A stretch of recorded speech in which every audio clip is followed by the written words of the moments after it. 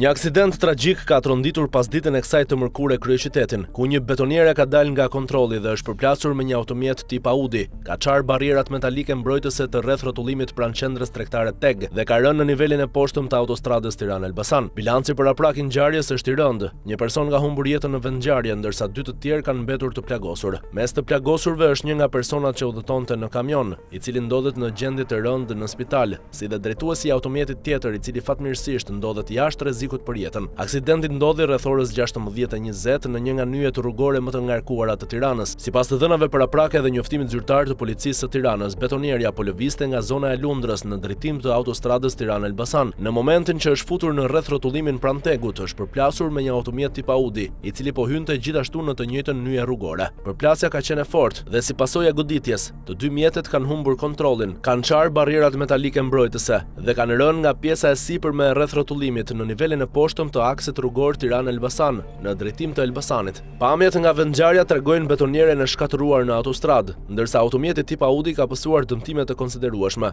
Fillimisht u raportua se kamioni kishte rënë mbi një automjet që qarkullonte në autostradë, por burime nga vendi i ngjarjes sqaruan më vonë se kjo nuk ka ndodhur. Aksidenti është shkaktuar në pjesën e sipërme të rreth rrotullimit dhe vetëm pas përplasjes të dy mjetet kanë përfunduar në nënkalim. Në vendngjarje mbërritën menjëherë forcat e policisë së shtetit, shërbimet zjarrfikse dhe ekipet e urgjencës mjekësore, të cilat punuan për nxjerrjen e personave të bllokuar në mjetet e aksidentuara, transportimin e të plagosurve drejt spitalit dhe sigurimin e zonës. Policia konfirmoi se njëri prej personave që ndodhej në kamion humbi jetën në vendngjarje, ndërsa personi tjetër u transportua në spital në gjendje të rëndë shëndetësore. Autoritetet bën të ditur se 2 personat që ndodheshin në kamion nuk janë identifikuar ende, ndërsa po punohet për të përcaktuar nëse viktima ishte drejtuesi i mjetit të tonazhit të rënd apo pasagjeri, pasi personi i mbijetuar ndodhet nën kujdesin e mjekëve. Ndërkohë drejtuesi i automjetit tjetër, shtetasi me iniciale RN, rreth 28 vjeç, është transportuar në spital dhe sipas policisë ndodhet jashtë rrezikut për jetën. Për shkak të përmasave të aksidentit, qarkullimi në zonën e Tegut dhe në autostradën Tiranë-Elbasan u bllokua për disa orë. Policia devijoi trafikun në rrugën alternative për të krijuar hapësirë për ndërhyrjen e ekipeve të emergjencës, largimin e mjeteve të dëmtuara për kryerjen e ekspertizës teknike në vendin e ngjarjes. Grupi hetimor ka nisur menjëherë veprimet për zbardhjen e plotë të dinamikës së aksidentit. Hetuesit do të verifikojnë shpejtësinë e mjeteve, respektimin e sinjalistikës rrugore,